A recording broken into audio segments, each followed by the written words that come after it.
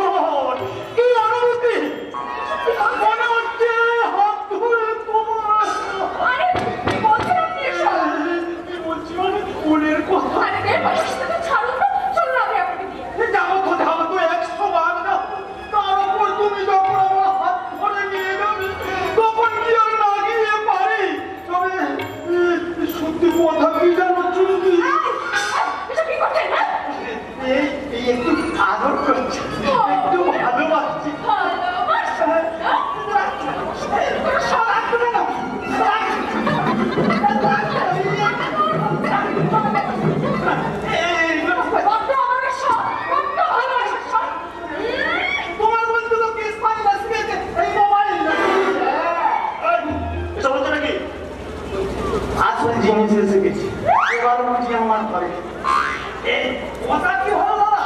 আমি তো তোকে এতক্ষণ কানা বলছি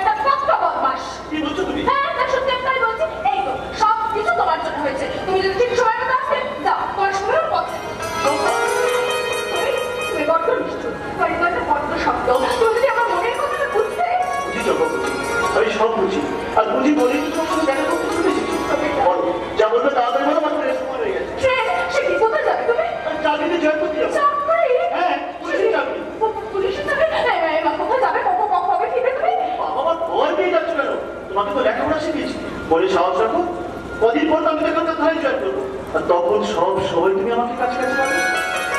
সেই অপেক্ষাতেই তো আমি বসে আছি গো। সেদিন সেদিন তোমাকে আপন করে গিয়ে আমি গাইব আমার ছোট একটা ঘর, আমার ছোট একটা ঘর, তুমি সাজবে যে গোবা, তুমি সাজবে যে গোবা, আমার ছোট একটা ঘর, আমার ছোট একটা ঘর, তুমি সাজবে যে গোবা, তুমি সাজবে যে গোবা, আমার ছোট একটা ঘর।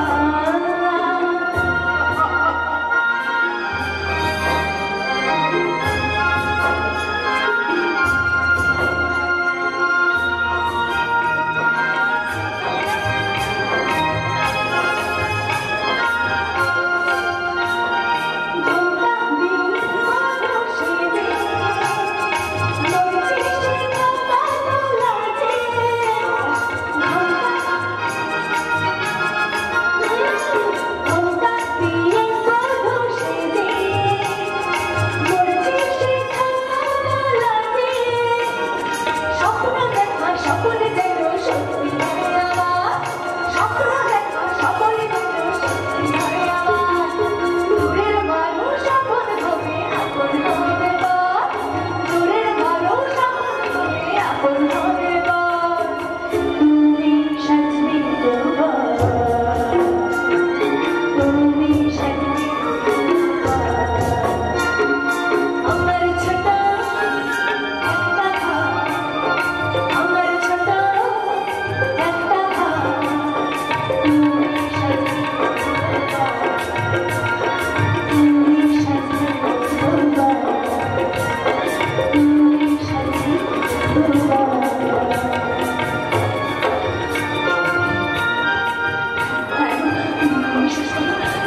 বিশেষ করে প্রকৃত আমি যখন তোমাকে নিয়ে ঘর সংসার অনেক অনেক কিছু ভাবি, তখন আমার মাঝে মাঝে ভয় হয়, আমি আমি চমকে উঠি, আমার যে বেশি ভয় করে। ভয়? হ্যাঁ ভয়। আমি আমি সামান্য এক বেদে না, তুমি তুমি প্রহ্লাদ গোস্বামীর একমাত্র ছেলে, তাই তো আমি ভাবি স্বপ্ন দেখা আমার সার হবে না। না তার জন্য স্বপ্ন তোমার সত্যি হবে চম্পা। পুলিশের চাকরিতে জয়েন করাবো, কুলের শুভ দিনে শুভ ফলে শুভ লগ্নে আমি তোমাকে দেখতে চাই।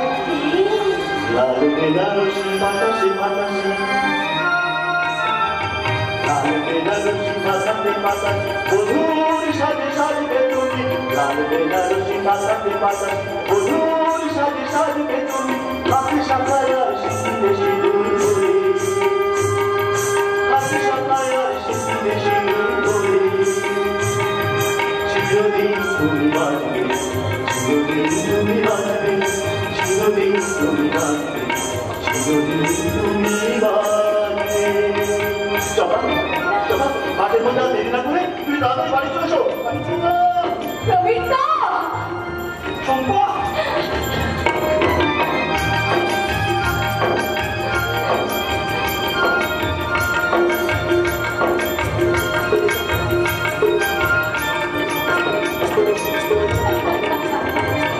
ইস, সত্যি আমার মতো সামান্য এক বেদিনীর জীবনে যদি সত্যি সত্যি কোনোদিন এমন দিন আসে, সেদিন সেদিন নাগমাতা মনসাতে পুজো দিয়ে আমি বলবো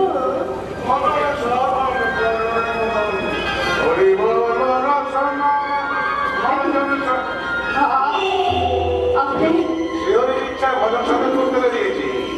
তারপর বিশ্বস্ত সূত্র সম্মানে জানলাম তুমি এখানে আছো, তাই তো তোমার কাছে জানতে এসেছি। আমি তো একটা বেদের মেয়ে, এত বড় দুঃসাহস হলো কি করে?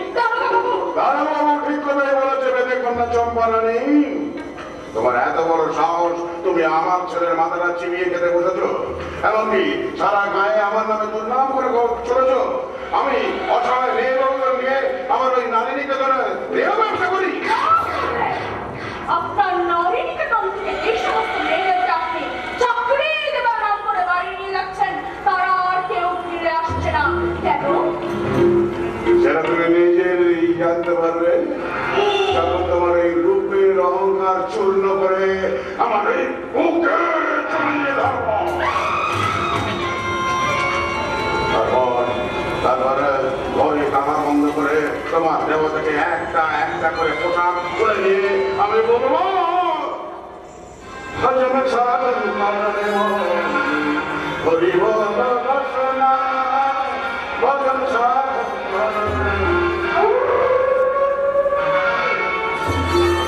ভক্তি রসনা অমিয় ধারায় স্নান করাতে তোমার মুখে ঢেলে দেবো শ্রী হরির রাজা ভাঙ বিশ্বতর নাম ধরে পড়ে তখন আমার নরম বিছানায় নিয়ে গিয়ে তোমার রূপে রং করে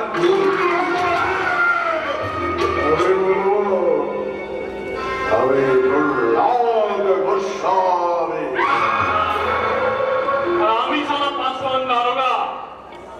আমার এলাকায় যে বাজারা মিস্টার গোস্বামীর মতন সব সজ্জন সমাজের বিরুদ্ধে ভোট তুললে তাহলে কাউকে আমি ক্ষমা করবো না।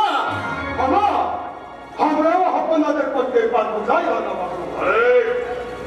হবে আমি জানতে চাই এরকম ভাবে বেঁধে পড়া গরিব মানুষদের যে প্রমোশন করে মানে রাখে প্রমোশন নয় গায়ের মানুষের সাথে বেঁধেরাও সরকারি রিলিফ পাবে এই খবরটা পেয়ে গরিব পেটে জল রিলিফ আনতে গেছে অথচ এই গোস্বামী বাবু রেশন মালিকের সহিত সমস্ত মান আত্মসাৎ করেছে সামান্য কিছু স্থান এবং এই পুলিশের পাড়াতে গায়ের মাঝে মুখ ছেড়ে ছেড়ে কি করা হচ্ছে প্রতিবাদ অপরাধে পুলিশ রাতে নির্যাতিত লাঞ্ছিত হচ্ছে শুধু ট্রেনের পাড়ার মানুষ লাঞ্ছিত হতে দেখবে না খানিক সন্তান এবার চোখের সামনে দেখবে নিজের মেয়েকে লাঞ্ছিত হবে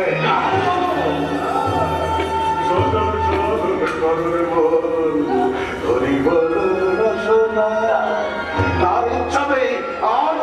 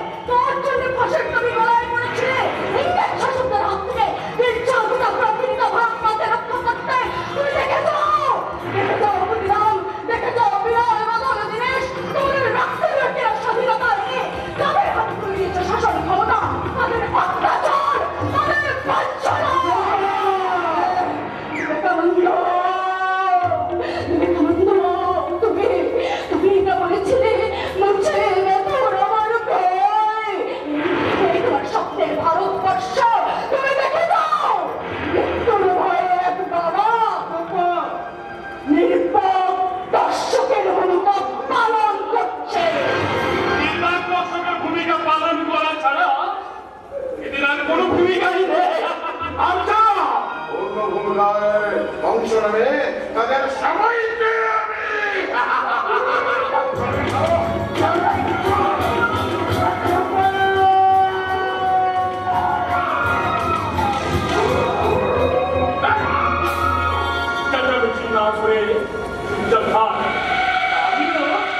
আমি একটু বলুন আছি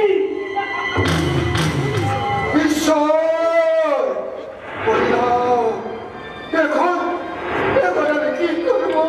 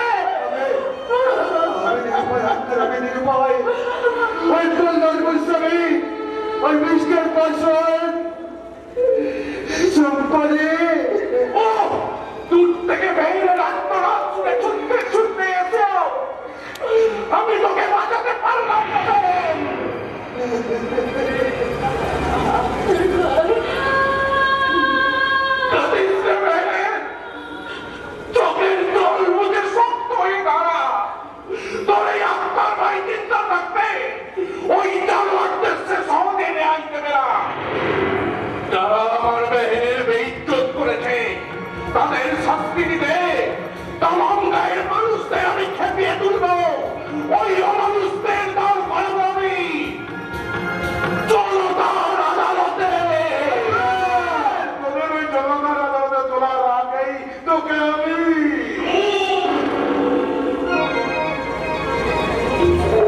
জেল হাজতে পৌঁছে মারবে স্কুলের বাচ্চা জেল বলো বলো মানিক সরকার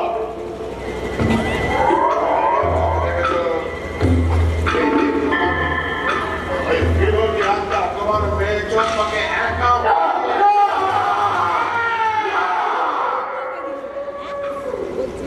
এই স্বীকারোক্তি না দিলে তুমি না তোমার গোটা পরিবারটাকে আমি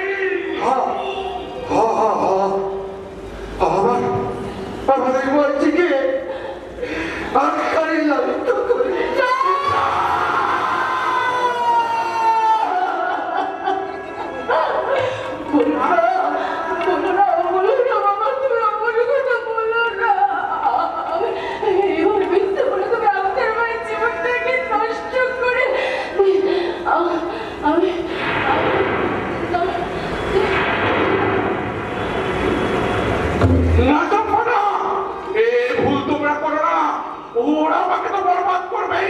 প্রতিবাদ করে জেগে না উঠলে এই শয়তানদের কালো রাজত্বের অবসান কোনদিনই হবে না।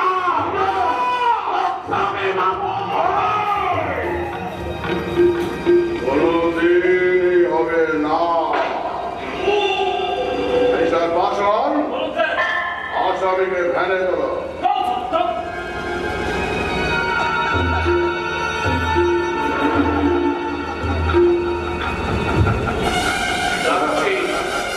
তবে একটা কথা জেনে রেখো বাসন্ত দারোগা, আজ নিজেদের অপরাধ আমার কাছে চাপিয়ে আজ আমাকে দোষী সাজালেও এই দিন তোমাদের থাকবে না। ভারত মায়ের চোখের জল মোছাতে যেমন একদিন হিন্দু মুসলমান জেগে উঠেছিল, বিদ্রোহী কবি কাজী নজরুল লিখেছিল মোরা একই বৃন্দে দুইটি কুসুম, হিন্দু মুসলমান মুসলিম তার নয়নমণি, হিন্দু তার প্রাণ। তাই আমার হিন্দু বেদনী বাহিনীর বাপের কলঙ্ক দহত করবো তোমাদের তাজা রক্তে। আমার বাহিনীর মৃত্যুদায়ী চরম বদলা।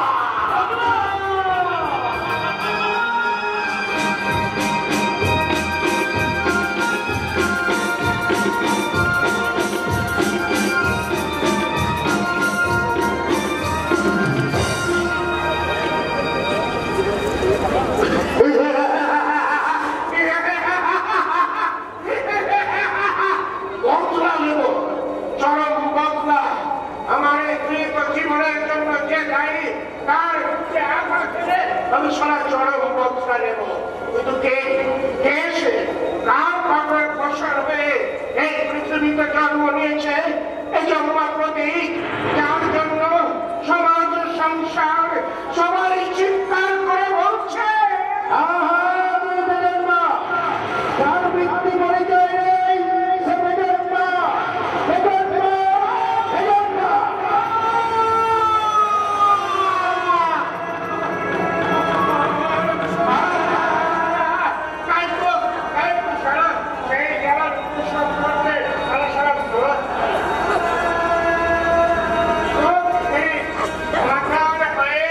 আমি যখন সারা ঘুমিয়ে পড়ি তখন সারা আমার চোখের সামনে ভেসে ওঠে আমার সেই মায়ের সকলের মুখখানা, আর তখনই আমার বলতে ইচ্ছা করে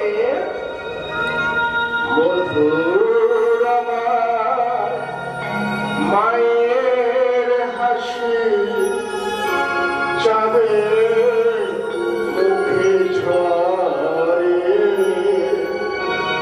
মাকে মনে পড়ে আমার মাকে মনে পড়ে। মধুর আমার মায়ের হাসি চাঁদের মুখে ঝরে,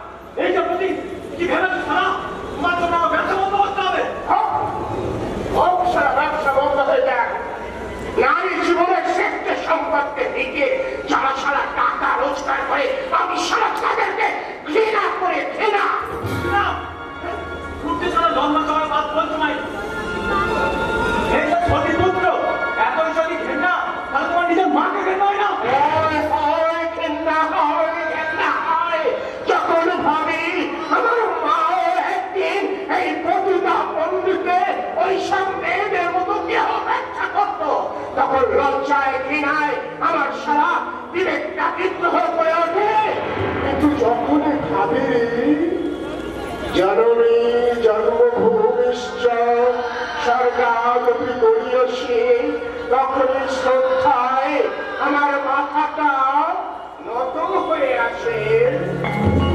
মাতৃ স্নেহের পুরুষ পাওয়ার আশায় আমার এই বুকটা হাহাকার করে কেঁদে ওঠে, কেঁদে ওঠে। শুনে রাখ প্রতি, এইসব চুল মাঝে আমি কিছু সহ্য করবো না। কি করবি তুই?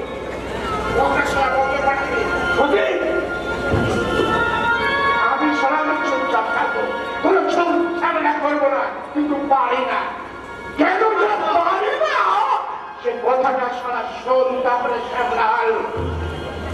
চক্রান্তের শিকার হয়ে এদেশের কোনো মেয়ে বউরা যখনই নরকপুরে আসে, তাদের কান্না, তাদের চিৎকার এই প্রতিটা পল্লীর আকাশে যখন ভরিয়ে তোলে, তখন সব আমার এই ভিতরে বিবেকটা হিংস্র দানবের মতো গর্জন করে ওঠে। আর তখন মনে হয় আমি ছুটতে গিয়ে দরজা ভেঙে দিয়ে ওই সব মেয়েদের উদ্ধার করে আসি।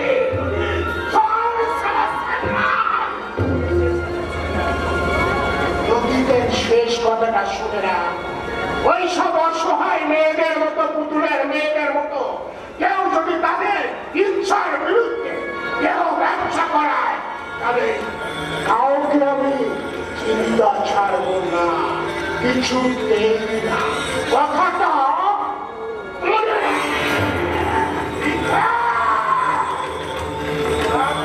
সেরা আমার রতি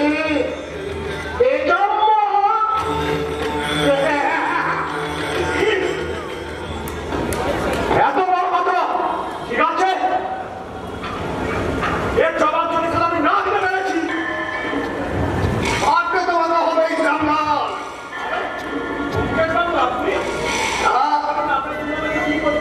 নতুন মূল কারখানাই করতে হবে।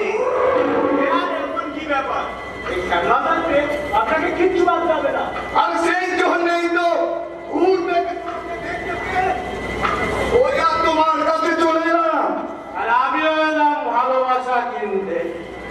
ভালোবাসা চাই, প্রাণ ভরা ভালোবাসা। সেই ভালোবাসা যেখানে যার কাছে পাবো তাকে আমি। তুমি এবারে চালান শ্যামলাল। শ্যামলাল, এই শ্যামলা থাকলে আপনার কিচ্ছু থাকবে না। আপনারা আসুন, আপনাদেরকে এমন একটা ডবকা মালের কাছে নিয়ে যাবো, সারা রাত আপনাকে মনুরাজে ডুবিয়ে রাখবে। সে হবে আপনাদের, আমার, শুধু আমার। আজ আমার ভালোবাসাকে সারা রাত করে মুখে জড়িয়ে রাখবো। কিন্তু স্বপ্ন তোমার স্ত্রী যদি স্বপ্ন এই স্বপ্ন মায়ের চতুরী স্ত্রী আছে, কিন্তু ভালোবাসা নেই, ভালোবাসা নেই। তাই তো বেদনা পোহার বেদনায় পাতাল হয়ে তোমার কাছে ভালোবাসা কিনতে চলে এসেছি। ভালোবাসা, আমি তো তোমাকে বলেছি আমি তোমাকে এমন জায়গায় নিয়ে যাব যাকে বলে ভক্তির প্রমোদ কানু। আর সেই প্রমোদ কাননের উর্বশীরা তোমার সব এসো, এসো বন্ধু, এসো।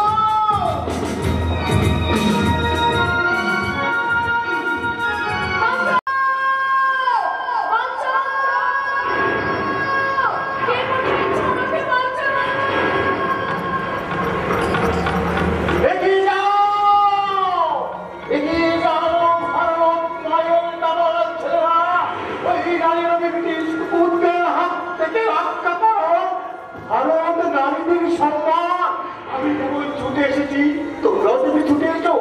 বঙ্গ নারীর অসম্মান মানে তো জাতির অপমান। কিন্তু আমি ওদের অপমান করতে দিইনি। এই জাতীয় সম্পদকে বুকে হাতকে ধরে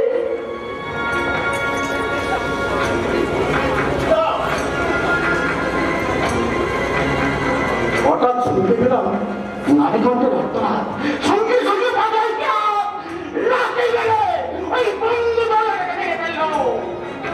লজ্জা ভেঙে দিয়েছে আমি কোথায় রে পাগলা? নষ্ট করলি কেন? সেদিন অন্যায় করে তুই বেঁচে গেছিস, কিন্তু আজ তুই সর্বনাশ করেছিস। সর্বনাশ আমি তো মনে করেছি তোমরা একটা অসহায় মেয়ে সর্বনাশ করতে উদ্যত করে দিলে। আমি তো আপন মনে হাঁটছিলাম, হঠাৎ মেয়েটার মুখটা কান্না শুনে মনে হলো অসহায় ভারত জমি খাচ্ছে। চোখের সামনে ভেসে উঠল শৃঙ্খলাবদ্ধ ভারত জমি চলি। পরবর্তী মনে হলো একটা কুকুর আমার দেশে একটা নারীকে ছিঁড়ে কাঁপলে কাঁপলে কাঁপছে। ভারত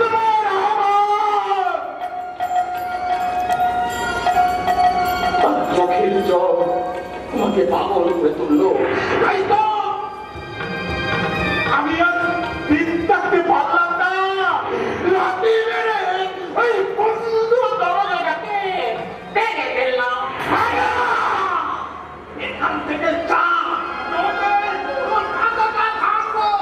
আজ 15ই আগস্ট এই স্বাধীনতার পূর্ণ দিবসে এদেশের শিক্ষিত সমাজ ভুলে গেছে অনেক রক্ত দিয়ে কিনা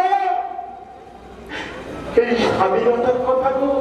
আমি তাই তো দেখলাম এই জাতীয় পতাকাটা রাস্তায় মুখ থুবড়ে পড়ে আছে। আমি দেশের গণ্যমান্য ব্যক্তিরা মোদের নেতায় বিভোর হয়ে অপসংস্কৃতির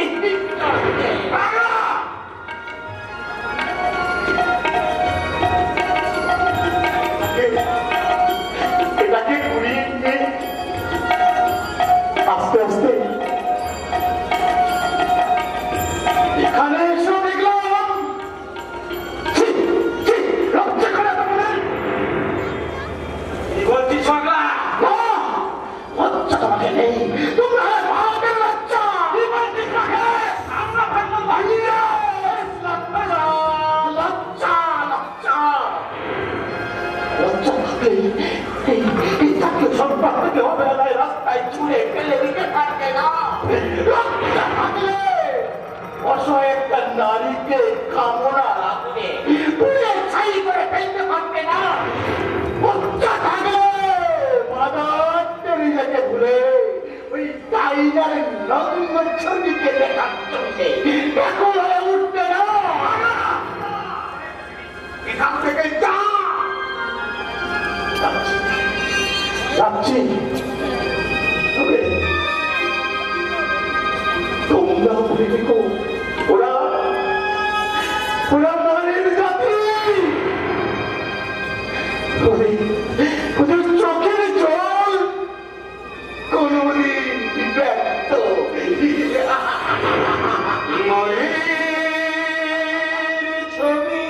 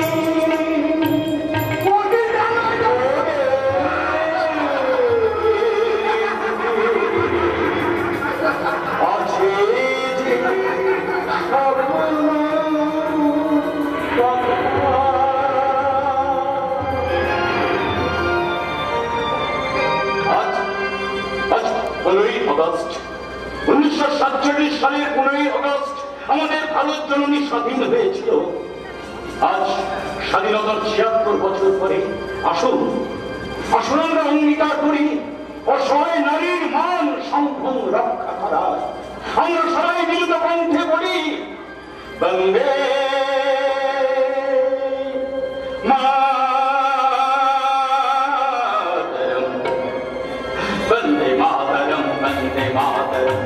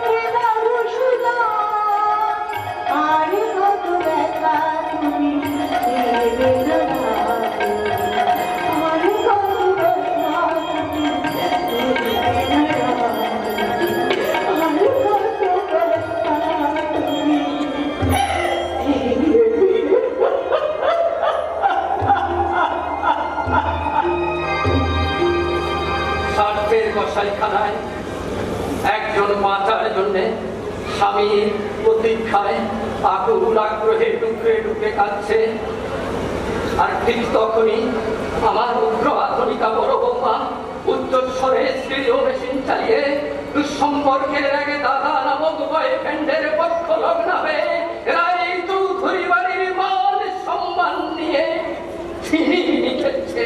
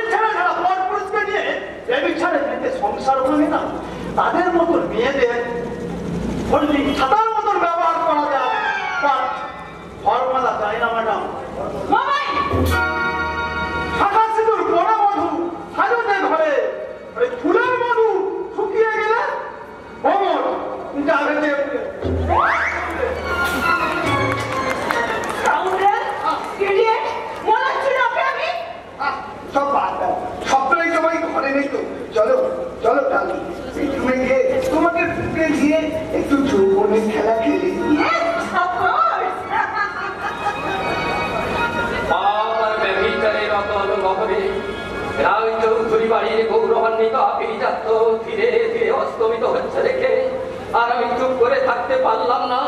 তাই তো উচ্চস্বরে বললাম,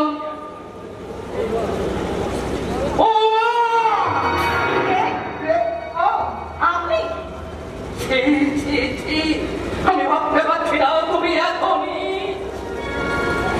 কি বলতে চান আপনি? আমি যা বলতে চাইছি তা না বোঝার মতন ছেলে মানুষ তুমি নই, তাই তোমাকে আমি শেষ বারের মতন সাবধান করে দিচ্ছি, এখনো সংযত হও। তাহলে এই মিথ্যে দাদা নামক জানোয়ারটার মুখোশ খুলে এই বাড়ি থেকে আমি তাড়িয়ে দিতে বাধ্য হব।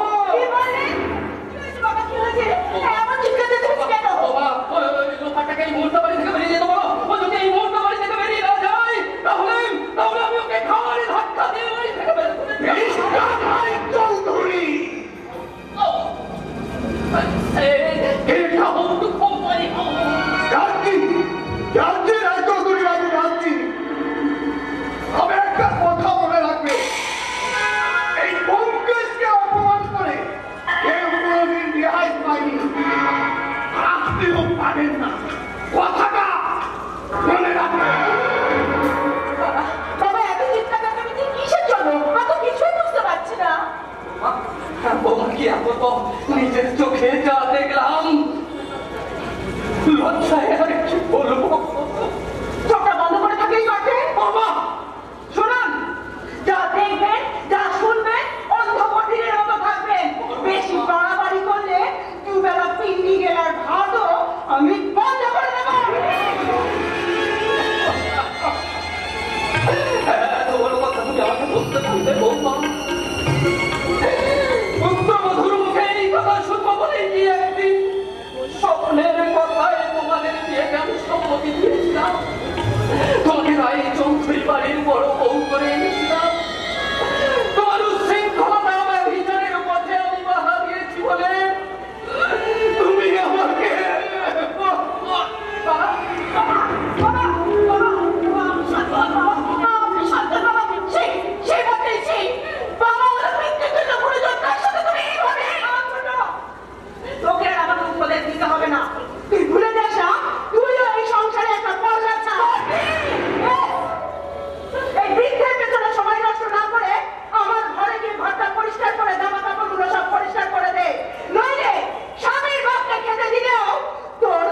কিন্তু আমি বন্ধ করে দেবো।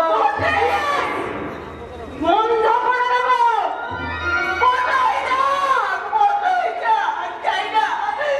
আমি তোমাদের দয়ার ভাত খেতে তবু আমি আমার মা আমার সেবা যত্ন না করে কোথাও যাবো না। তাই তো বলি যেমন আমার দেবতার মতো স্বামী কিসের ভয়ে এমন আত্মদেবতা হয়ে গেল। আমি দেখতে দেখে বুঝলাম ওই হারাম জাতি তার রূপের ভয়ে তোমাকে বশ করেছে।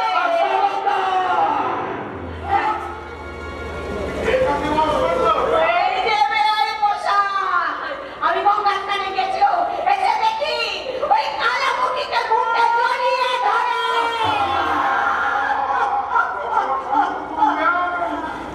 পারিবারিক কেচ্ছা বাইরে দোকা করে মুখ দেখানো দায় হয়ে যাবে। সব কি বলছেন আপনি? আমি চরিত্রহীন। কোনোদিন চাপা দেওয়া যায় না বাবা। আসল ব্যাপারটা অনেকদিন আগে আমাকে বলেছে। লজ্জায় ঘৃণায় আমার মাথাটা নিচু হয়ে যাচ্ছে। কি বলছিস খোকা? যা সত্যি তাই বলছি। আমি থাকতে আমার সংসারে সব চলবে না। নিরুদ্দেশ সন্তানের যুবতীকে ঘরে রেখে কৃষ্ণলীলা হচ্ছে। আমার স্বামীকে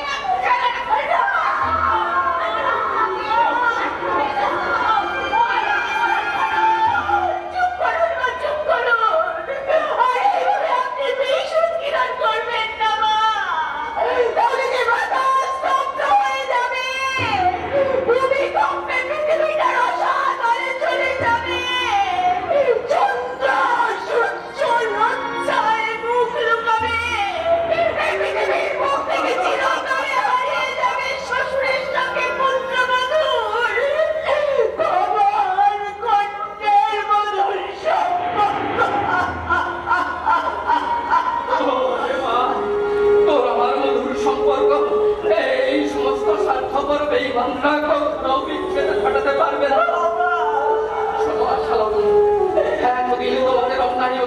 বিরুদ্ধে আমি কোনো কথা বলিনি, কিন্তু এবার আমি আর চুপ করে থাকবো না।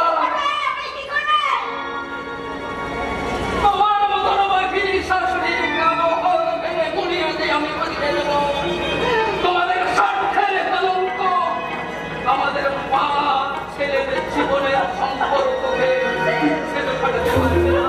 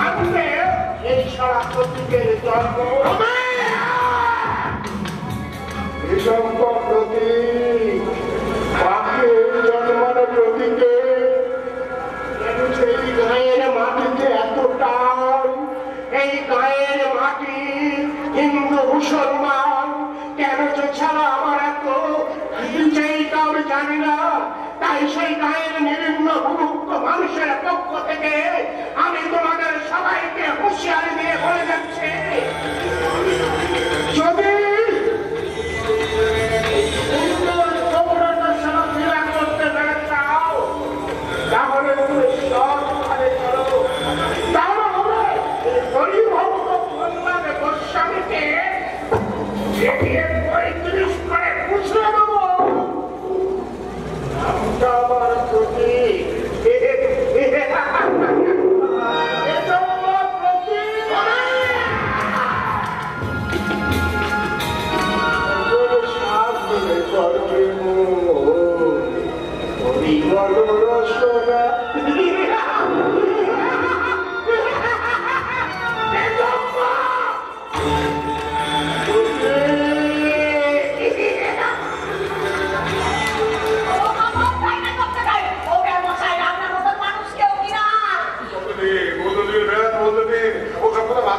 আগে গঙ্গা জল নিয়েছে ওখানটা ধ্বংস করবো,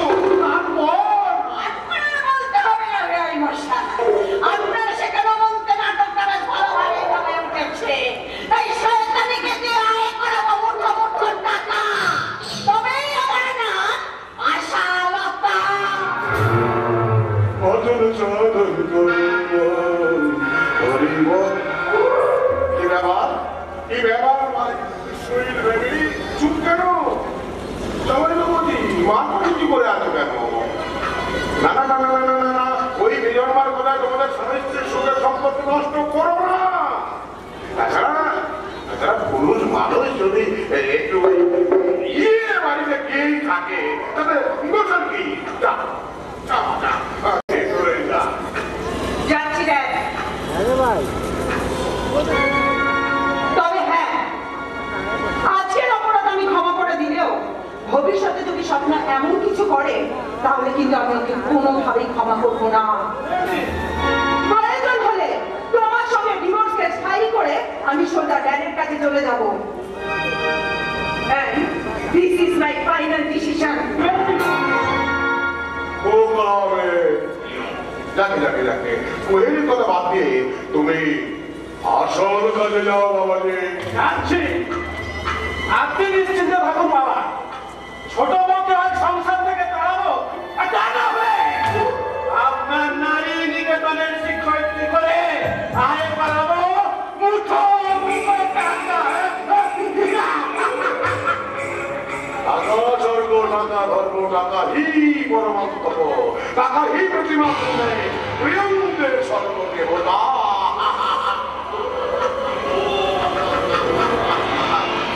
টাকার লোভে রায়চৌধুরী পরিবারের সব টাকা আমি আমার হাতের মুঠোয় এনেছি।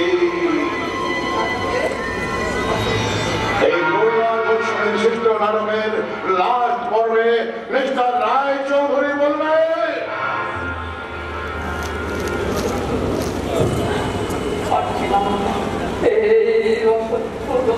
সহ্য করতে পারছি না, এই অপমানের বোঝা করে বেড়াতে পারছি না। আমি বুঝতে পারছি না আমার সন্তান আমার চোখে আমি এতে কি যন্ত্রণা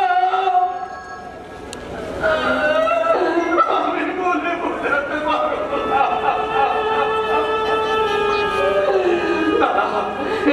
এই অপমান নিয়ে আমি বেঁচে থাকতে চাই না। তাই এই বিষ খেয়ে আমি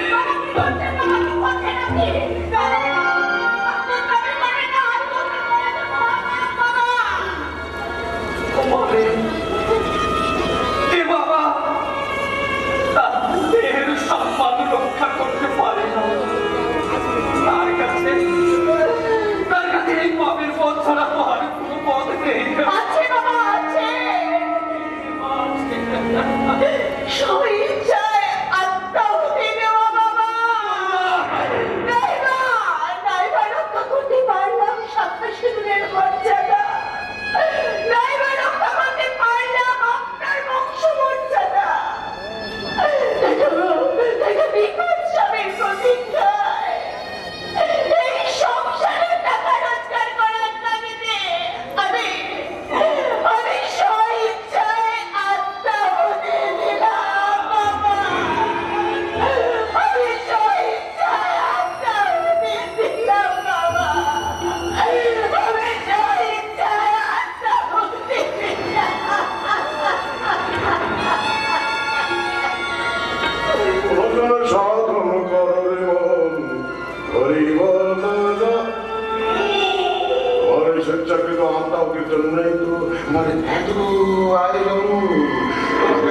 রাধে নিকেতনে নিয়ে যেতেই তো তোমার স্বামীকে এখন শুধু একটাই চিন্তা, একটাই ভাবনা, ব্যবসায় প্রফিট। আর সেই ব্যবসার পথে প্রথম বাধা ওই বিজন্মা সতীর্থকে খুন করে লুট করবো যৌবনমতি কাজলের যৌবন চোখের তবেই আমি প্রহ্লাদ গোস্বামী।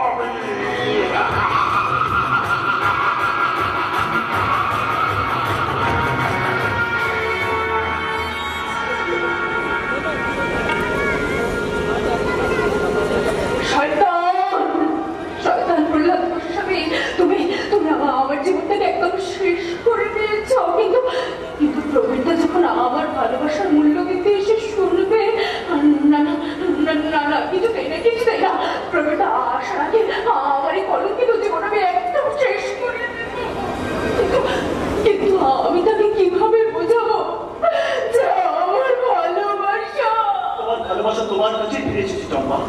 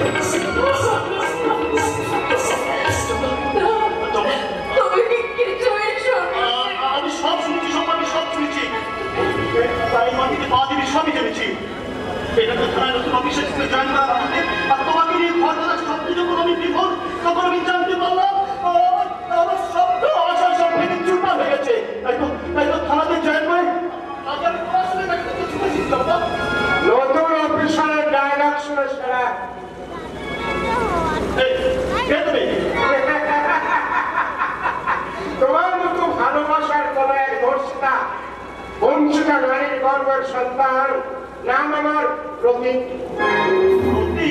হ্যাঁ, অন্ধকারে বাপের প্রতীক। এক বলছি, তোমার মতো একটা পুলিশের বিশেষ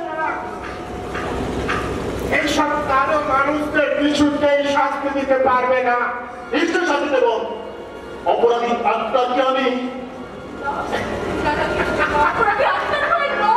প্রকৃত অপরাধীকে কি নাম না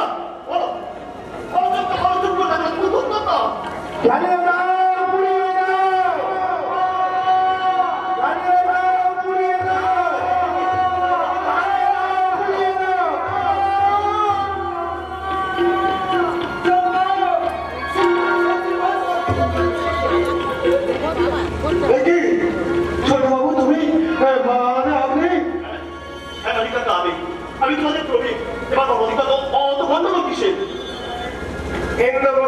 করেন। কি বলছো তুমি? প্রতীক ছাড়া মিথ্যা কথা বলে না অফিসার।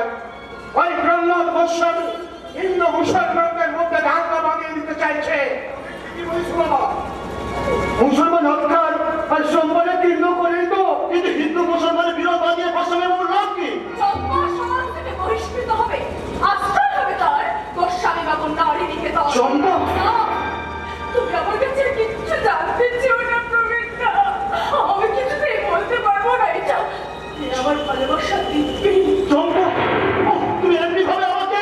তোমাকে নয়, শুধু তোমাকে নয়, আমার জন্য গোটা মেনে পারে না। আমার ভাই নেই, তাদের সবাই সর্বনাশ হবে। আর আমি কিছুতে গাড়ি থাকতে সহ্য করতে পারবো না। কিছুতেই না। এই সমাজ সংসারে যদি চম্পার আশ্রয় না হয়, তাহলে তোমার ওই হতভাগ্য দাদা তোকে আশ্রয় দেবে রে বউ।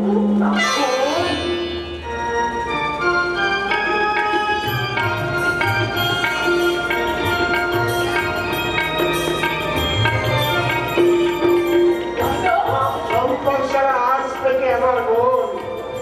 ভয় নেই বোন, ভয় নেই। তোরা বাপকে আলাদা ভাড়া করে রেখে দেবো।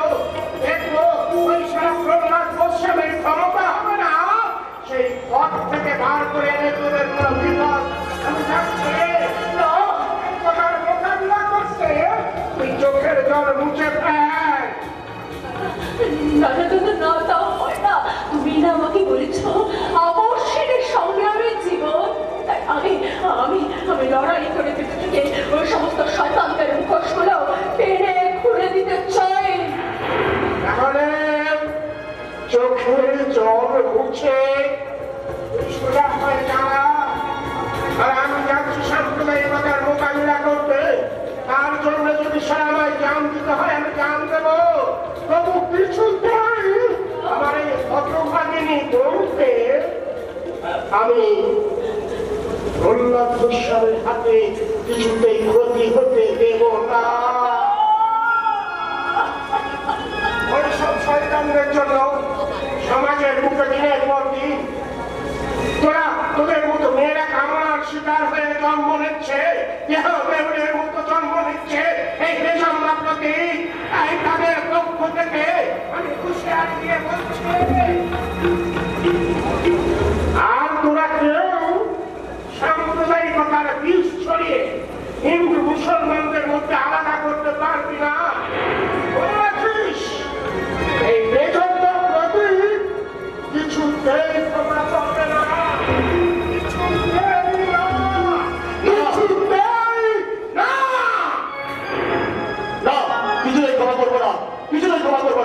আমি যখন এই পোশাকটা পরে গায়ের মাটিতে এসে দাঁড়িয়েছি তখন অপরাধীকে আমি ঠিক শাস্তি দেবো। তোমাদের প্রত্যেকের কথায় আমি ঠিক বুঝতে পারছি। আমি বেশ বুঝতে পারছি আমার বাবার এই নারী নির্যাতনের জন্য একটা বিরাট রহস্য নীতি আছে। আর সেই রহস্য উদ্ধারণ করে আমি খুঁজে বের করবো সেই শয়তানকে যে আমার ভালোবাসাকে কলুষিত করেছে। মনে রেখো তোমরা, অপরাধীকে শাস্তি দিতে পুলিশ অফিসার প্রবীণ গোস্বামীর হাত কিছুতেই কাঁপবে না।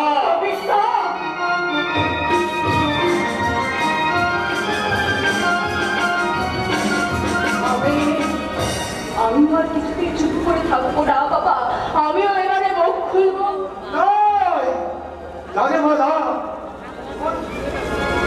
ভুল করিস রে মা, ভুলে যাস না। আমরা হলাম তাছাড়া মুখ খুললি শুধু করি নয়, গোটা বেঁধে পড়ার সাথে সাথে এই বাঁধির সন্তানের বংশের কাউকে আমি আর কিছুতেই চুপ করে থাকবো না বাবা। হ্যাঁ, আমি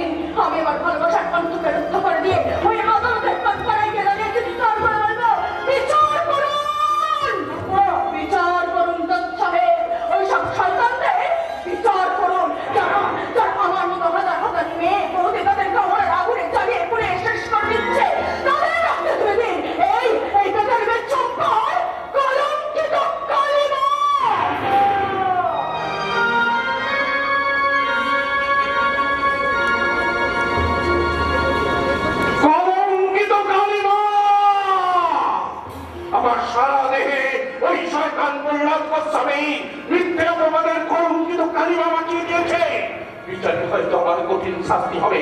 শাস্তি নিয়ে মুক্ত হয়ে যখন আমি আবার গায়ের মাটিতে ফিরে যাব, হিন্দু মুসলিম সবাই সবাই আমার দিকে আঙুল তুলে বলবে, ওই দেখো যাচ্ছে নারী ধর্ষণকারী তেল ফেরত ডাক্তার। না না, এই অপবাদ আমি কিছুতেই সইতে পারবো না, কিছুতেই সইতে পারবো না, কিছুতেই সইতে হবে রে শালা শুয়োরের বাচ্চা। দাঁড়াও বাবু। হ্যাঁ, আমি কাজলগা থানার বড় দারোগা মিস্টার পাসওয়ান। আমার হাতে আমার অত্যাচার এর আগে বিভিন্ন থানায় তোমার কত আসামি ফেরত হয়ে গেছে, আর সেই জন্য লোকে আমাকে বলে আমি পাষণ্ড দারোগা। সুযোগ পেলে তোমার ওই পাষণ্ডগিরি আমি ছুটে দিতে পারি। এই আর পাসওয়ান, এই সুযোগ আর পাবি না রে হারামি বাচ্চা। তার আগে এই থানায় তোকে আমি মেরে মেরে শেষ করবো।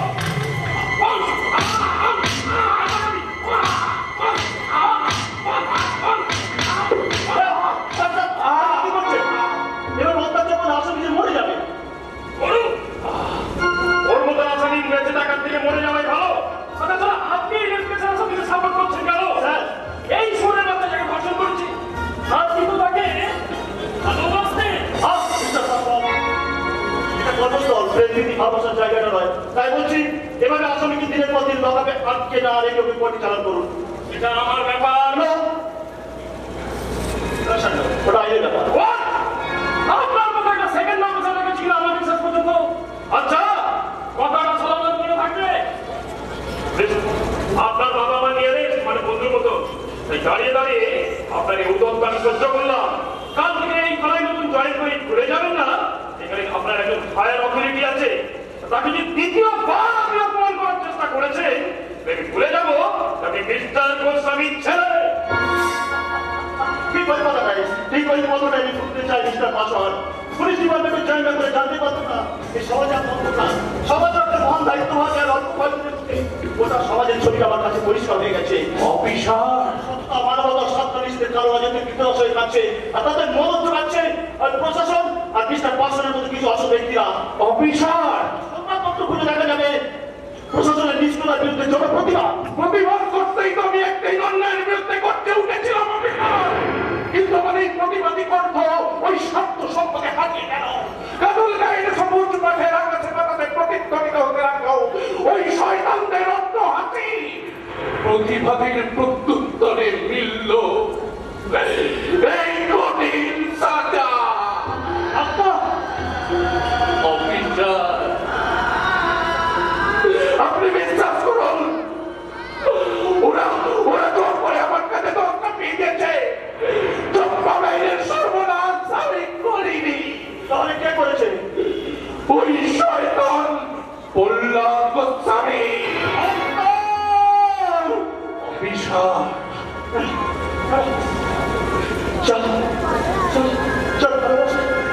চাকরি দেবতা আসলে বুঝে পূজা করতাম, যার সমাজসেবার মহত্বের শ্রদ্ধায় আমার মাথা ঢকে আনত। অবশ্যই জন্মদাতা বাবা আমার ভালোবাসা না, কঠিন আমাকে হতেই হবে। আইনের পুলিশ অফিসার, কর্তব্য আমাকে করতেই হবে। অফিসার,